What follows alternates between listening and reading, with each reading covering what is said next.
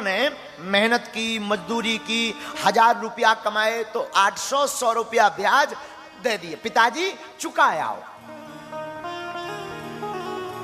अब भगवान की कृपा हो गई, चुकाओ। भोला भगत, सेठी जी श्री सीताराम, आपकी जो हम उधारी ले गए थे ना, ये स्वीकार कीजिए। हाँ लाओ लाओ लाओ लाओ। और भोला कैसे हो? आपकी कृपा है। रघुनाथ जी जाने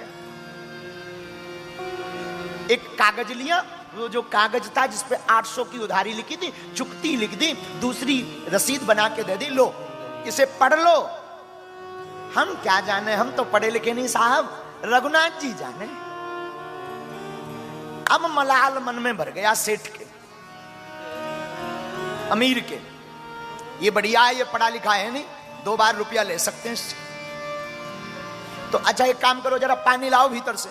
उससे पानी लेने भेजा तो जिसमें चुकती लिखा था वो पर्चा अपनी बही में रख लिया, झूठ मूठ का ऐसे ही ऐसे ऊपर नीचे कुछ लिख लिख करके दे दिया। लो ये है, चुक गए, जो आ गया।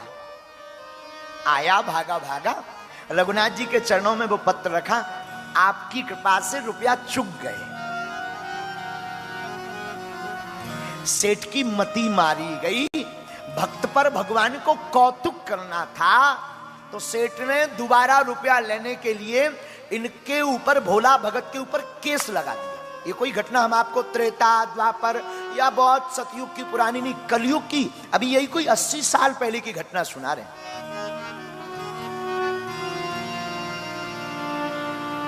और वो केस इन्हीं जज साहब की अदालत में गया। तो जज साहब ने बुलवाया तो अदालत में वह भोला भगत हाजिर हुआ।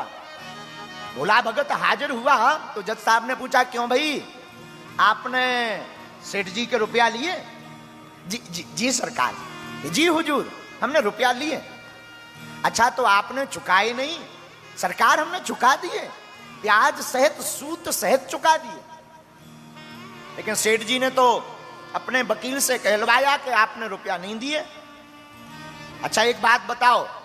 भोला भगत रोने लगा, सरकार हमने तो चुकाए हैं। चलो चलो रो मत, आपने जब रुपया दिए तब कोई वहां था तीसरा? बोले हुजूर और तो कोई ना नहीं था, रघुनाथ जी और हमारे और सेठ जी के अलावा कोई चौथा नहीं था। जज साहब को लगा रघुनाथ जी कोई गांव का आदमी है, तो गरीब दशा देखकर, शरीर की दशा देखकर, अच्छा ठीक है तुम जाओ, दोबारा फिर गवाही होगी फिर आना। तो अपने ही रुपयों से जज साहब ने एक संबंध निकाला रघुनाथ जी के नाम से।